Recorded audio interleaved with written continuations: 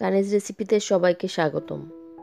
আজ আমি আপনাদের তৈরি করে দেখাবো দুই পদ্ধতিতে কোনো রকম বালু ছাড়াই বাদাম কিভাবে ভাজতে হয় পারফেক্টভাবে এবং সংরক্ষণ পদ্ধতি। যারা আমরা ডায়েট করি তাদের ম্যাক্সিমামই কিন্তু আমরা গুড ফ্যাটের জন্য বাদামটা খাই, সেটা যে কোনো ধরনের বাদামই হতে পারে। তো আমি আজকে চীনা বাদাম কিভাবে ভাজতে হয় সেটি দেখিয়ে দিচ্ছি। আমি প্যানে দিয়ে দিলাম 1 কাপ পরিমাণ খোসা ছাড়া বাদাম। এটা আমি ফার্স্টে চুলার ফ্লেমটা হাই ফ্লেমে রেখে 5 মিনিটের মতো নেড়েচেড়ে ভেজে নিচ্ছি। প্রথমে কিন্তু চুলার ফ্লেমটা হাই ফ্লেমে রাখতে হবে। তো 5 মিনিট হয়ে গেলে তখন চুলাটা মিডিয়াম ফ্লেমে কমিয়ে দিতে হবে।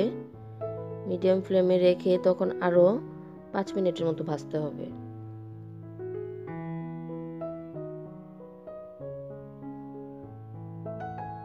নাড়ার উপরেই রাখতে হবে, তা না হলে কিন্তু এক সাইড পুড়ে যাবে আর এক সাইড হবে না।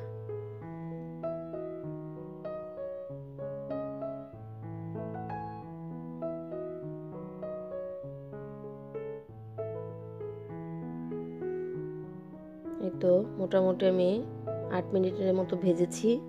এই অবস্থায় আমার বাদামগুলো কালার দেখতে পাচ্ছেন নিশ্চয়ই, মোটামুটি বাদামগুলো কিন্তু হয়ে গেছে। 8 থেকে 10 মিনিটই লাগে। তো আমি এখন একটু ছড়ানো ট্রেতে নিয়ে নিলাম, নিয়ে একটু ছড়িয়ে দিচ্ছি ঠান্ডা হওয়ার জন্য। বাদামগুলো ভাজার আগে আপনারা চেষ্টা করবেন একটু রোদে দিয়ে নেওয়ার জন্য, তাহলে বাদামগুলো ভাজা ভালো হয়। তো আমি এখন খোসা সহজে বাদাম সেটাও 1 কাপ দিয়ে দিলাম। এটাও আমি হাই ফ্লেমে রাখবো। ফার্স্টে চুলাটা রেখে নেড়ে চেড়ে ভেজে একটু ছড়িয়ে দিলাম। এখন আর নাড়বো না, এভাবে করেই 5 মিনিটের মতো রাখবো হাই ফ্লেমে। তো 5 মিনিট রাখার পরে দেখুন এক সাইডগুলো কিন্তু একটু কালার চলে এসছে, কালো কালো হয়ে গেছে। এতে ভয় পাওয়ার কিছু নেই, কারণ খোসা কালো হলে সমস্যা নেই, বাদাম ভিতরে ঠিক আছে।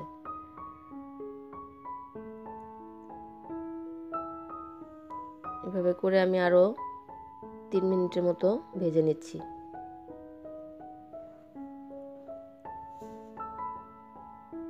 বাদাম ভাজার সময় এই জিনিসটা মাথায় রাখতে হবে, যখন বাদামটা ভাজা কমপ্লিট হয়ে যায় তখন সাথে সাথেই কিন্তু বাদামটা শক্ত বা ক্রিস্পি হবে না, মচমচে হবে না। এটা একটু ঠান্ডা হওয়ার পর মচমচে হবে বা ক্রিস্পি হবে। তো সেক্ষেত্রে আমরা যদি ভাবি যে বাদামটা চুলায় রেখে আমরা ভাজতে থাকবো আর লক্ষ্য করতে থাকবো যে কখন বাদামটা ক্রিস্পি হবে, তাহলে কিন্তু বাদাম পুড়ে যাবে, কিন্তু বাদাম ক্রিস্পি ভাবটা কিন্তু পাবেন না। কারণ বাদামটা আমি যে চেক করে নিলাম, একটা বাদাম খোসা থেকে ছাড়িয়ে বাদাম কিন্তু আমার হয়ে গেছে। তো এখন আমি এটাও একইভাবে একটু ছড়ানো ট্রেতে নিয়ে নিলাম, একটু ছড়িয়ে রেখে দিচ্ছি ঠান্ডা হওয়ার জন্য। এদিকে আমি এই বাদামটা খোসা ছাড়িয়ে নিয়েছি। খোসা বলতে উপরে যে আবরণটা থাকে, একটু ঠান্ডা হয়ে গেলে হাত দিয়ে আপনি একটু ডলে নিলেই কিন্তু খোসাটা আলাদা হয়ে যায়।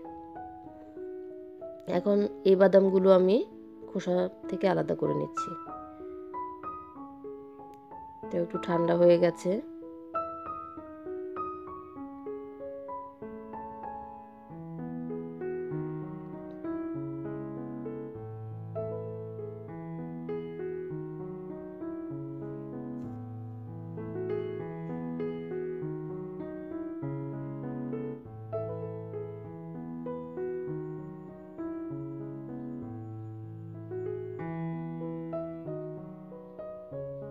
বাদামে যে ন্যাচারাল ফ্যাট থাকে, এটাকে গুড ফ্যাট, এটা আমাদের শরীরের জন্য খুবই উপকারী। এই তো আমার সবগুলো বাদাম খোসা ছাড়ানো হয়ে গেছে। আমার এই কয়টা বাদাম হয়েছে।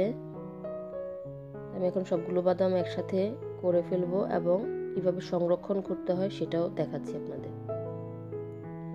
তো বাদামগুলো খোসা ছাড়ানো কমপ্লিট, পরিষ্কার করা হয়ে গেছে। এখন আমি একটি কাচের বয়ম নিয়ে নিয়েছি। বাদামগুলো কিন্তু ঠান্ডা হয়ে গেছে সম্পূর্ণ। বাদামগুলো গরম থাকা অবস্থায় কিন্তু কোথাও রাখা যাবে না, স্টোর করা যাবে না, তাহলে কিন্তু বাদাম নরম হয়ে যাবে। বাদামগুলো যখন একদম ঠান্ডা হয়ে যাবে তখন আপনি একটি কাচের বয়মে একটু নিয়ে নিলাম আমি, নিয়ে ভালোভাবে ক্যাপটা বন্ধ করে রাখলে এটা আপনি মোটামুটি 15 দিন আপনার এই বাদামটা ভালো থাকবে।